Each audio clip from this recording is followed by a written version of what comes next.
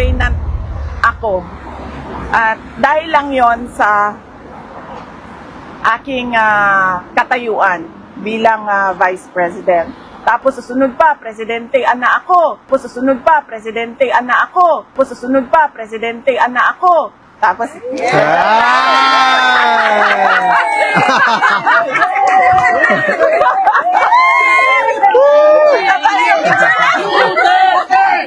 Duterte! Duterte! pinapatawa ko lang kayo kasi alam ko pagod kayo sa biyahe. Yes, po. Pagod kayo sa biyahe. Nainitan, naulanan. So pinapatawa ko lang kayo. We are waiting for ma'am? December of next year. Movement UK. Para yan sa presidential soon sa 2028 for President Sara Duterte. Sabi ni kanina, napag-usapan namin yan eh. Yung UK. 2028 elections, sabi niya, kung gusto mong tumakbo ka. Isa ako sa, hindi isa ako. Sabi niya, ako ang pinakaunang mag-contribute at tumulong sa iyo. Sabi niya, sana lang ay nasa labas na ako sa kampanya, kasi gusto ko mangampanya. Pero sabi niya, pag sinabi mo sa akin na tatakbo ka, sabi niya, ako yung unang tutulong. Ba't po kaya nagbago Thank you, ma'am. Bakit po kaya nagbago si PRD? Kasi dati ayaw. Ayaw niya, no? Oo. Ang discussion kasi kanina, ano ba yun? BBM yan eh.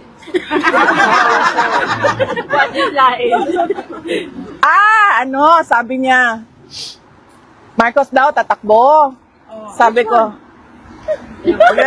Marcos daw tatakbo. Sabi ko na, alam mo, wala nang boboto for a Marcos. Yes, tama lang ang buboto. Ever sa history ng Pilipinas, maging na ako, fortune teller na ako ngayon, nakikita ko na ang future. Sabi ko sa kanya, walang boboto sa mga Marcos na for president. Kasi unang-una, sino ba ang kakampi niya? Yes. Ang mga dilawan. Ang mga dilawan, pagdating sa election, pagdating sa selection, pipiliin nila dilaw. Hindi yan pipili ng Marcos. Sabi ko, sino pang kasama niya ngayon, kaalyado niya ngayon, Makabayan. Sabi ko, kung ang Makabayan pipili, para nila lang give up yung kanilang money-making filosofiya na na gusto nilang pabagsakin yung administrasyon at gusto nila sila yung i-install na gobyerno. So, sino boboto? Wala na boboto sa kanya na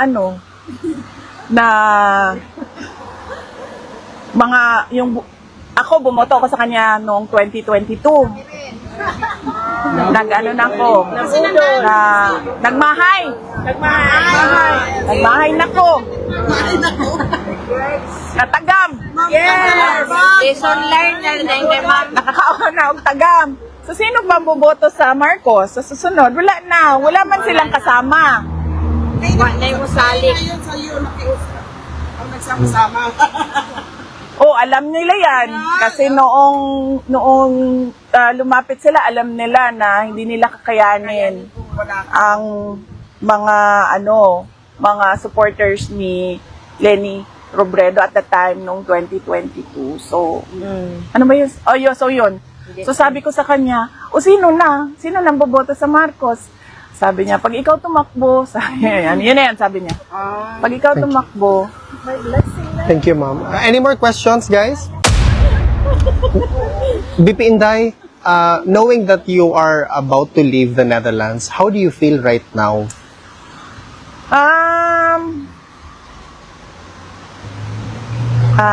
Well, I feel, I find comfort in the fact na darating si Hanilet at merong bibisita sa kanya sa mga araw na pwedeng magbisita. So yun lang kasi yung mahalaga na merong bumisita sa kanya araw-araw para, hindi araw-araw, merong bumisita sa kanya sa mga araw na pinapayagan ang pagbisita para hindi siya malungkot at para merong na papasok yung araw-araw na balita. Nakikwento yung araw-araw na balita din doon sa kanya. Kasi tulad kanina, pag upo ko pa lang, nagtanong na kaagad siya anong nangyayari sa Pilipinas. So nabanggit ko na madami ang naperwisyo sa pagbaha. Sabi ko, and then napagkwentuhan namin na taon-taon na lang na ganon. Pero hindi talaga, wala talagang mga proyekto na nag-a-address sa baha. Ibig sabihin, inaantay na lang natin dumating yung bagyo at yung baha at maging biktima na naman tayo ulit ng baha taon-taon. So, yun yung napag-usapan kanina sa pagsimula ng aking bisita. Thank you, ma'am. Thank you, sir. Tanong ko lang po, kasi may breaking news kanina na na-deny po yung motion to postpone ni Pastor Apollo Kibuloy. Na ibalita niyo po ba sa kanya yun, or kung hindi, anong pong reaction niyo patungkol doon? Hindi ko nabalita sa kanya kasi ngayon ko lang nalaman na na-deny ang motion for bail ni Pastor Apollo Kibuloy. Pero nabanggit namin kanina, napag-usapan namin kanina si Pastor Apollo Kibuloy. Pero as usual, yung kwentuhan namin tulad ng buhok ni Trillanes ay sabi niya na pareho daw sila ng palad ni Pastor Kibuloy, pareho daw sila ng kapalaran. Tapos sabi niya, sana pala hindi na lang kami naging magkaibigan, baka pa hindi kami napunta sa detention. Tapos sabi ko wala namang kinalaman yung nagtawanan kami. Tapos sabi ko wala namang kinalaman yung mga guhit niyo sa palad sa inyong sa mga pangyayari ngayon. Sabi ko sa kanya, politika lahat yan. Yes, Vice. Good afternoon po. Salamat sa oras at panahon. May continuation ka, Boss Dave? No, mamaya na. Ma'am, may iba po tayo. Sinabi po ni House Spokesperson Princess Abante, tungkulin po daw ninyo na makinig sa State of the Nation address ni BBM. Sabi niya po ay handa ang Kamara, ay welcome kayo sakaling dadalo kayo sa SUNA. Your comment on this, ma'am?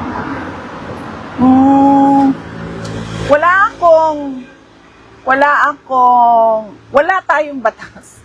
Wala tayong batas na nagsasabi tungkulin ng mga Pilipino ang makinig sa presidente. Ang nasa batas natin nakalagay, tungkulin ng presidente ang magbigay sa atin, mga Pilipino, kung ano yung estado ng ating bansa. Siya yung may tungkulin, tayo walang tungkulin, makinig. We have the rights to listen or to not listen. There is no law mandating us to listen to the president give his State of the Nation address. Thank you, ma'am. At additional, ma'am, giniit po ni House Spokesperson Attorney Princess Abante na galing sa mga ebidensya at testimonya ng mga testigo ang kasong crimes against humanity laban kay dating Pangulong Rodrigo Roa Duterte sa International Criminal Court. Anya, marites po daw ay yung sinabi ninyo na nakakulong si PRRD dahil sa chismis. May sagot po ba tayo dito, ma'am? Siguro dapat huwag magsalita si Miss Abante patungkol sa ICC case dahil spokesperson naman siya ng House of Representatives at wala namang kinalaman ang House of Representatives sa ongoing na kaso ngayon. Nandito ako bilang isang Pilipino, bilang isang Vice President ng Pilipinas na pinaglalaban yung karapatan ng isang kasambayan natin na Pilipino na kinuha sa Pilipinas at dinala sa ibang bansa para ikulong. So meron akong rights. I have all the right to express my anger against what the administration of BBM din. Pero si Princess Abante, siya ay isang spokesperson ng House of Representatives. So ang dapat niyang itinatopic o ibinabahagi sa taong bayan ay kung ano yung nangyayari sa House of Representatives. Huwag na siyang sumausaw. Ayun. Huwag na siyang sumausaw sa it's out of her league. Thank you, ma'am. Ma'am, on other issue po, okay lang. Sinabi po ni Philippine Ambassador to the US na si Jose Manuel Romualdez na bukas po ang Pilipinas sa plano ng Amerika na magtayo ng isang ammunition factory sa bansa. Una niyo na pong pinuna yung foreign policy ni Marcos Jr. dahil sa masyadong pagpiling sa US. Ma'am, ano po ang masasabi niyo dito? Makakabuti po ba ito sa bansa natin, plano ng Amerika na magtayo ng isang ammunition factory sa Pilipinas? Ang nakalagay sa ating saligang batas, no, na meron tayong dapat independent foreign policy. Kung yung ginagawa ng gobyerno ay kumkiling sa iisang bansa lang, ibig sabihin nun, wala na tayong true independent policy. So, dapat hindi lang ako yung kumukontra, lahat tayo mga Pilipino kumukontra sa plano na ito. Dahil ang ating mga galaw ay dapat for the interest of our country, hindi para sa interest ng ibang mga bansa. Hindi lang Amerikano, kahit anong bansa yan. Hindi para sa kanila ang galaw ng natin mga Pilipino. Ang mga ginagawa natin ay dapat para sa interes ng ating bansa. Pabalik po tayo, ma'am, doon sa issue ng pag-deny sa bail ni Pastor. Sa pagkakakilala niyo po ba kay Pastor Apollo, dapat kung ma-approve or mali po ba yung desisyon ng korte na i-deny siya considering na mahina naman po talaga yung mga ebidensyang ipinipresenta at puro hearsay lamang. Sa inyo po bang pagkakilala, pwede niyo po bang i-vouch si Pastor Apollo Tuloy sa mga kababayan natin? Hindi ko alam, unang-una, hindi ko kasi nabasa yung desisyon ng judge kung bakit dininay yung application for bail.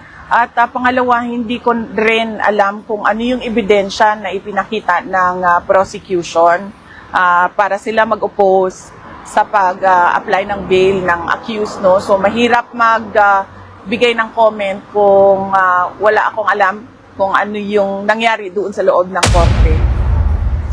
VP, another question about your impeachment.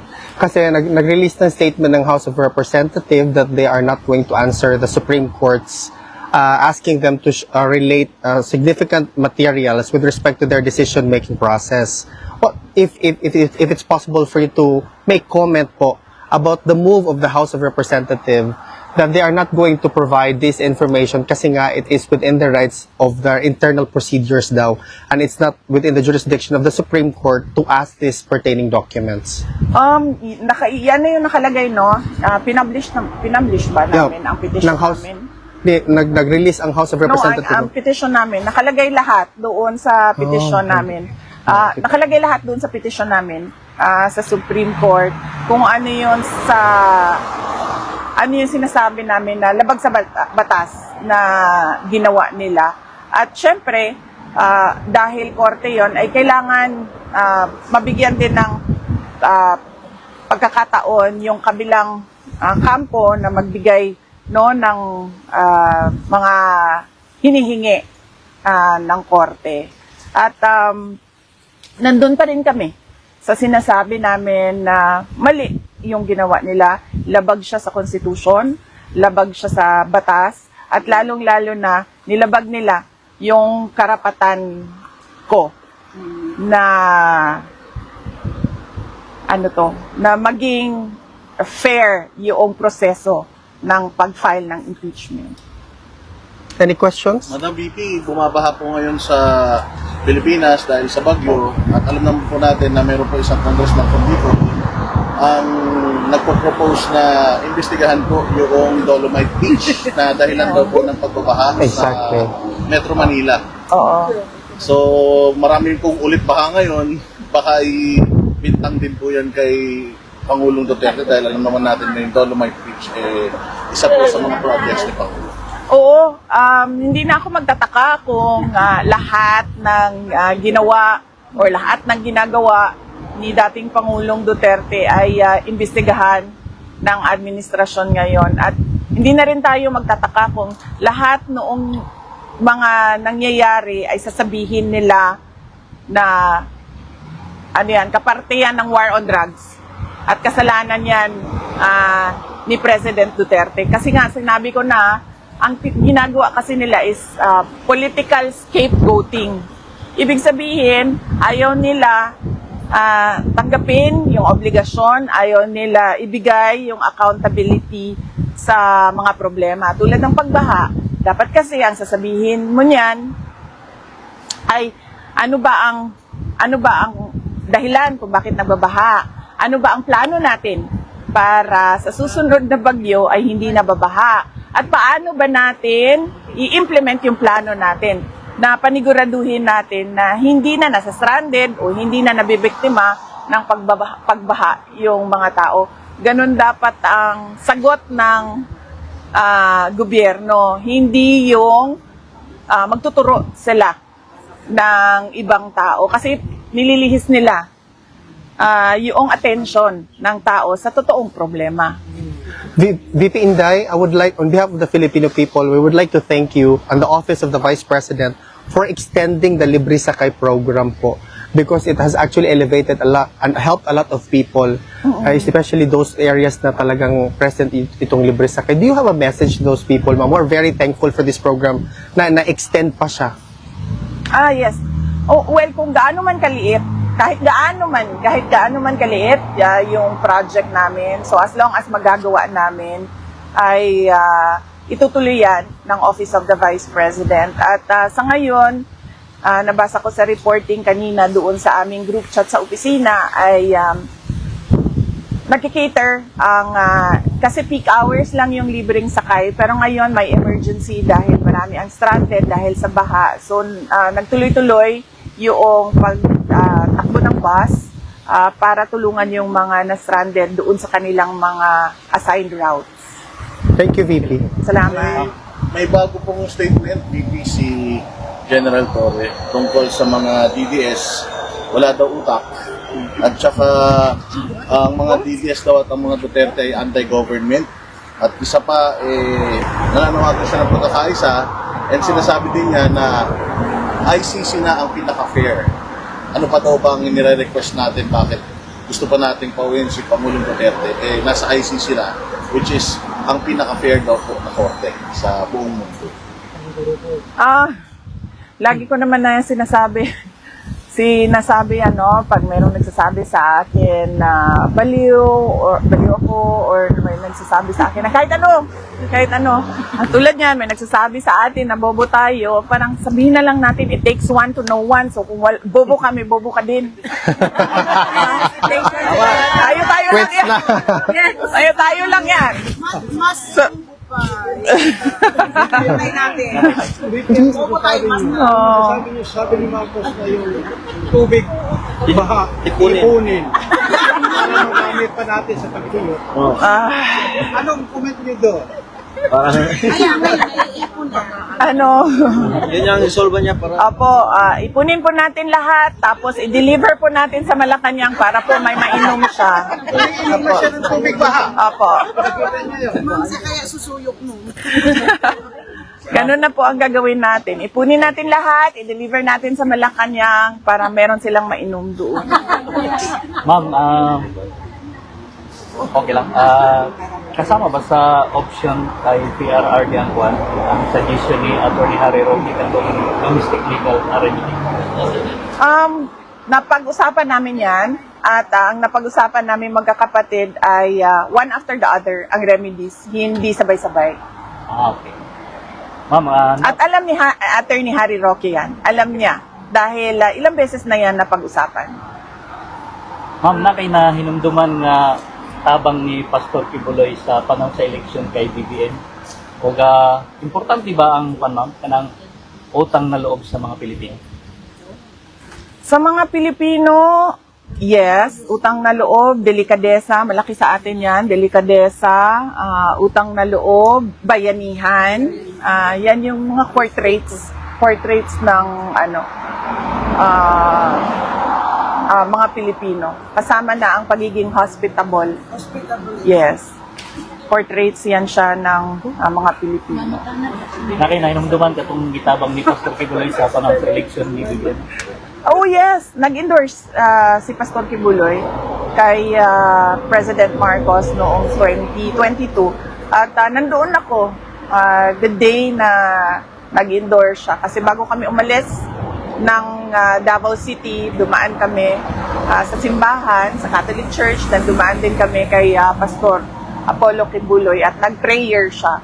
Nag-pray siya para sa akin at nag-pray siya para kay President Marcos. Meron akong nabasa na tumulong siya bago pa yung presidential elections sa Senate run ata ni President Marcos. Ngano di ay? Kaya administrasyon man na nag-ipit siya karon pa sa boto. Ano sila? Mangga nga. Manggang maasin. Mangga. Any comment lang, ma'am, nga, ang President sa America is invite si PBBM before sa zona niya. Supposedly, wala ka pa na, ma'am, nag-invite siya para sa America. Gi-invite siya? Yes, Asa ang pinakalit. invitation letter? I-invite siya doon sa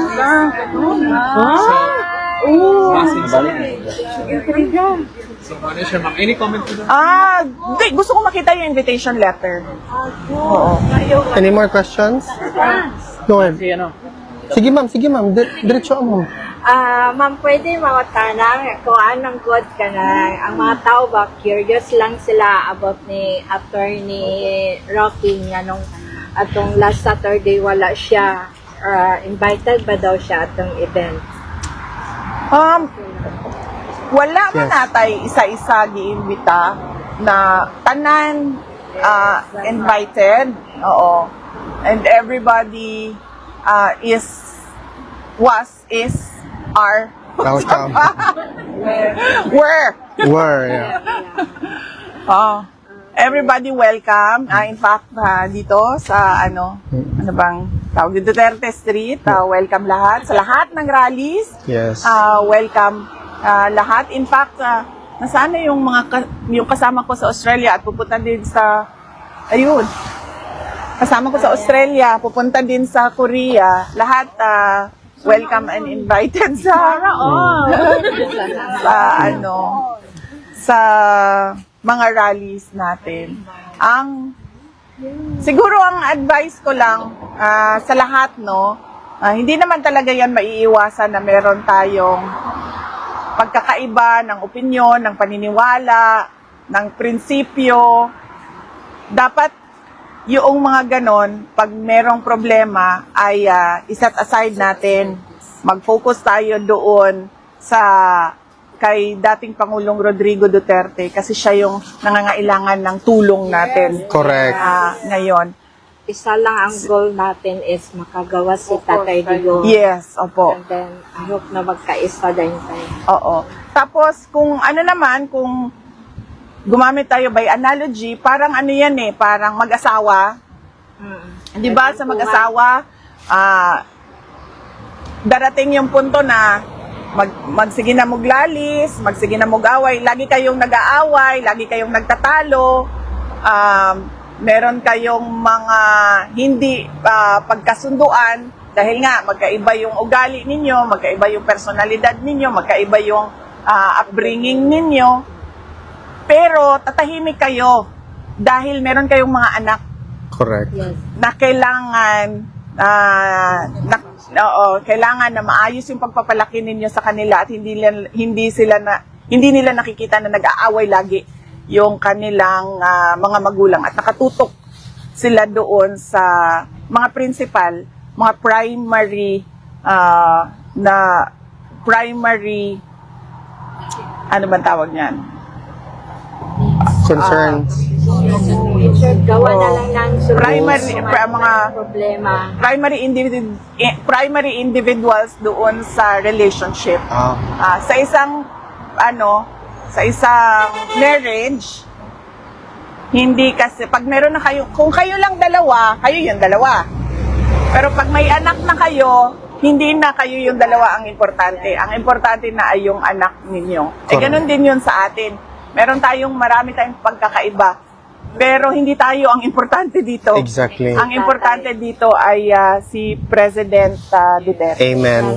Ganun yun. Thank you, ma'am. Parang ganun yun. Pwede bang love na lang o hindi pwede? One more. Always naman love, di ba? Ang different. Mag-love na lang daw. Hindi pwede love kay BBM. Sa issue, Ma'am, may question pa si Masyada, po ma'am. ni alias Rene, kasama po sa kanyang testimonya before, yung na kayo daw pong dalawa ni Pangulong Duterte ay inaabutan ng baril sa Glory Mountain sa Davao. At nag-recant po siya.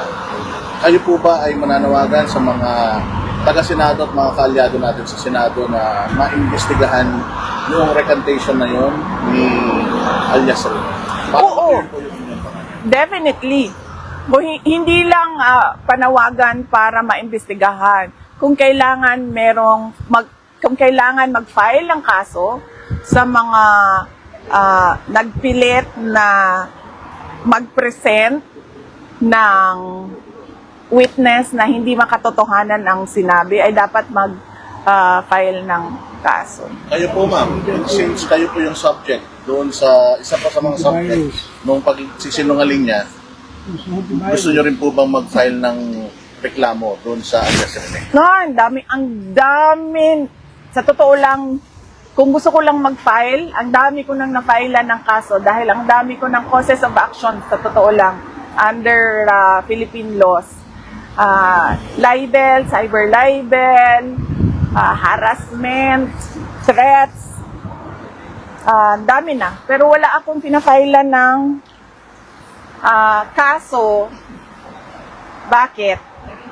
Kasi paniwala ko, pag ikaw ay nakaupo dyan bilang Vice President, ay kahit sino pa yan, mangyayari talaga yan sa iyo dahil mainit, matindi, madumi ang politika sa Pilipinas eh. So, mangyayari yan sa iyo. So, kung every time merong cause of action, tulad yan, kunwari, merong cause of action dyan, mag-file ako ng kaso, maubos ang oras ko. 1,000 kaso ang complainant ako. At dahil lang yon sa aking katayuan bilang Vice President. Tapos susunod pa, Presidente, anak ako. Tapos,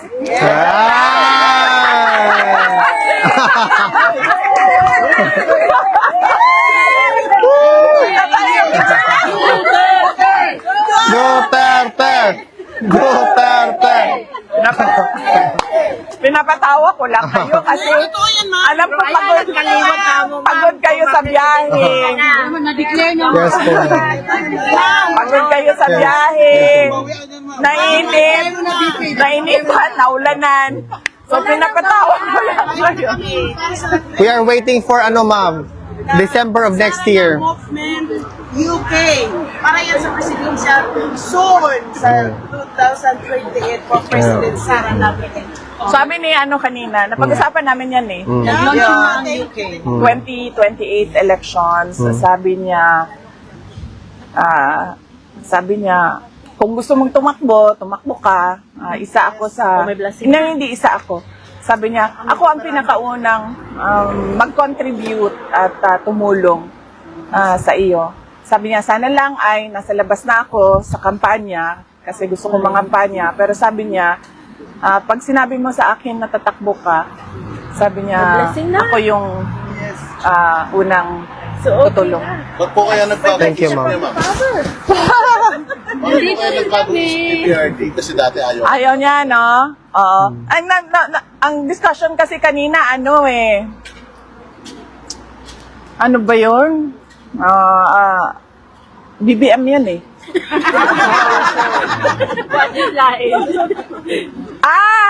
Sabi niya, Marcos daw tatakbo. Sabi ko, Marcos daw tatakbo. Sabi ko na, alam mo, wala nang boboto for a Marcos. Ever. Sa history ng Pilipinas, maging na ako, fortune teller na ako ngayon, nakikita ko na ang future. Sabi ko sa kanya, walang boboto sa mga Marcos na for president. Kasi unang-una, sino ba ang kakampi niya? Yes. Ang mga dilawan. Ang mga dilawan, pagdating sa election, pagdating sa selection, pipiliin nila dilaw. Hindi yan pipili ng Marcos. Sabi ko, sino pang kasama niya ngayon, kaalyado niya ngayon, Makabayan. Sabi ko, kung ang Makabayan pipili, para nila lang give up yung kanilang money-making filosofiya na na gusto nilang pabagsakin yung administrasyon at gusto nila sila yung i-install na gobyerno. So, sino boboto? Wala na boboto sa kanya na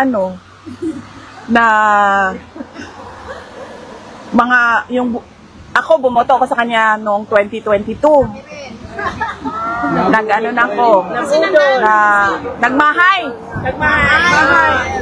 na ko. Natagam. Yes. Lesson learned na rin kay ma'am. Nakakaawa na og tagam. So, sino ba boboto sa Marcos? Sa susunod, wala na. Wala man silang kasama. Wala yung salik. Ngayon sa'yo, nakiusap. Ang nagsama-sama. Alam nila yan.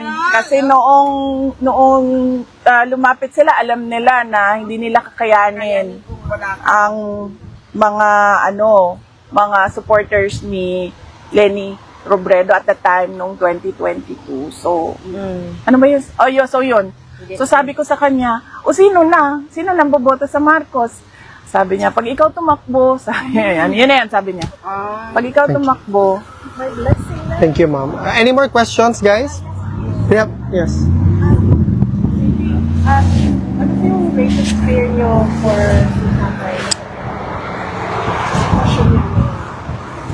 It's a bit personal po.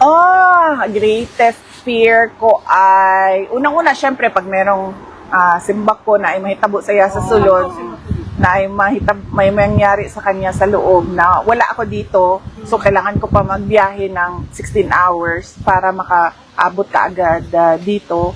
At ang pangalawa ay yung magiging malungkot yung kanyang araw-araw. Malungkot siya araw-araw. Kaya pinipilit ko talaga doon sa mga kapatid ko na kailangan talaga merong pumunta dito para bumisita kasi allowed naman bumisita. So, dapat meron talagang pumunta dito na bumisita kasi ayaw natin malungkot siya. May dumaan na araw na malungkot siya. Kasi tulad ngayon, kanina, hindi natapos yung kwentuhan namin, di ba? Time out na, sabi nung gwardiya. So, sabi ko sa kanya, huwag ka mag-alala pa kasi babalik ako bukas. So, he has something to look forward to every day kasi merong Thank you. nandyan yung paborito niyang anak. Alam ko, sorry again, si Kogbolong. Ito yung paborito. Pag si Mayor Buster. Ha? Paborito Ni PRD? Hindi, claim ko lang yun. Claim ko lang. Wala naman sigurong magulang nagsasabi na may paborito siyang anak. Wala, diba? Wala siguro. Nag-care lang siguro siya sa imo, pero ang yung care di na show ba? Ang care niya, instead na ipakita niyang love, pangusi na lang. Pangusi. Ang question na, kumusta na po yung mother niyo po? Kasi the last time she really wants to go home. Oo. Kahit ako man, Sabi ko nga sa kaibigan ko kagabi, kasi nagtanong siya kung ano daw yung, kailan daw ako uwi sa Pilipinas kasi kailangan mag-meeting, mga ganun. Sabi ko, alam mo, paniwala ko, nararamdaman ko na kung ano yung nararamdaman ng mga OFW. Yes. Yung, alam mo yun, yung uwi ka na, pero hindi ka pwede umuwi. Correct, ma'am. Yes, ma'am. Dahil hindi lang sa anak namin. Ganun yung Feeling mo. ano ko. Oo. Tapos ang ano pa sa akin, ang mas worst pa sa akin ay yung nakatira ka ba sa hotel, tapos lilipat na naman ng hotel kasi security, 'di ba? So lilipat na naman ng hotel. So tapos yung kama ko kasi sa Pilipinas, matigas siya. Matigas. Kasi para hindi sumakit yung likod, tsaka hindi sumakit yung... Tapos madaming hotel, halos siguro lahat ng hotel, malambot yung kama nila, 'di ba? So masakit siya dito sa Pelvic. lower back. Tapos yung unan pa nila, malambot. Malambot na yung kama, malambot pa yung unan, so nakatulog ka na ganyan. Okay. So, Ma'am, do you have a ganyan. Excited siya, ma'am, na makauwi siguro. I'm sure excited siya na umuwi. Kasi sinabihan ko siya na, kailangan niya bumalik na naman. Kasi gumagawa na ng schedule. So, kailangan niyang bumalik. Pero sabi ko sa kanya, mag-isa ka na lang. Hindi na tayo pwedeng magsabay kasi para humaba yung yung ikot ng pagbisita. VP Inday, do you have a message to all the Filipino people? Unang-una, we are a disaster-prone country, no? Pero taon-taon na lang, para bang nag-aantay lang tayo ng kalamidad at ng emergency. Dapat lahat tayo ay magkaroon ng participation sa disaster risk reduction and management plan ng lahat ng mga local government units para handa na yung ating lugar, handa na tayo pagdating noong landslide, pagbaha, bagyo, malakas na ulan, malakas na hangin, lindol, pagsabog ng bulkan, at kung ano pa yung mga iba pang natural at man-made disaster na nangyayari dyan sa ating bansa. So, paniguraduhin natin na handa tayo lagi. Hindi yung darating na lang ang panahon ng bagyo, tapos, ayan na, ang baha, nasira na naman yung ref, nasira na naman yung TV, kasi, unang-una, walang maayos na drainage plan, at hindi naghanda. Yung mga tao sa personal nila na gamit, at lalong hindi naghanda yung gobyerno sa kanilang mga kailangan gawin. So, yan yung mensahe ko. VP, Kailangan maghanda. Sorry, ma'am. Kailangan natin magkaroon ng plano at magkaroon ng, galing dun sa plano na yon ay magkaroon ng mga projects at magkaroon ng implementation ng mga proyekto at magkaroon ng kahandaan sa personal natin na mga properties. Thank you, VP. Do you... Ikaw. Yeah. Tayong lahat, ma'am, ang kailangan. Tayong lahat. Opo, tayong lahat. VP, Since you're here in the Netherlands and we consider Netherlands is below sea level and engineers here are great in infrastructure for making the dikes, if you become a president in the future, are you willing to bring the Dutch people to go to the Philippines to help us infrastructure our flood control so that in that way we can also have progress to our country, because here they find solution to the problem. In the Philippines, we are solution to the problem. Are you going to consider the Dutch people? Yes, ma'am. Yeah. Opo. Oh, yes, ma'am. We already did that, Yes, ma'am. exactly. Right now, I cannot remember the non-government organization which helped me when I was a mayor in Davao City. But we did that for Davao City when I was mayor. There was a Dutch consultant sent by the NGO to help the local government unit of Davao Later. City.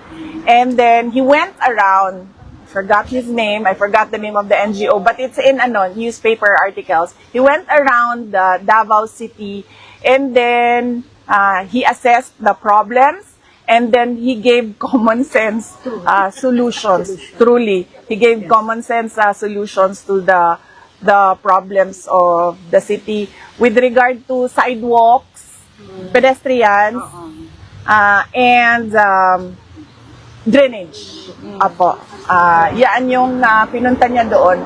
At nagbigay siya ng mga recommendations niya. Na ito din yung na-incorporate namin during the JICA study, Japan International Cooperation Agency, na IM for Davao, Infrastructure Modernization for Davao. Nasali yun doon sa kanilang mga planning. Last question for me, Vivi. So yes, ma'am. Yes. May experience ako when I was mayor with a Dutch technical consultant. Thank you. Sundan ko lang yung kay Alvin, yung message sa mga Pilipino. Ngayon po, matindi ang bashing kay Pastor Quiboloy dahil lalong-lalo na nung na-deny yung kanyang bail, ibig sabihin daw na napakalakas na ebidensya against him.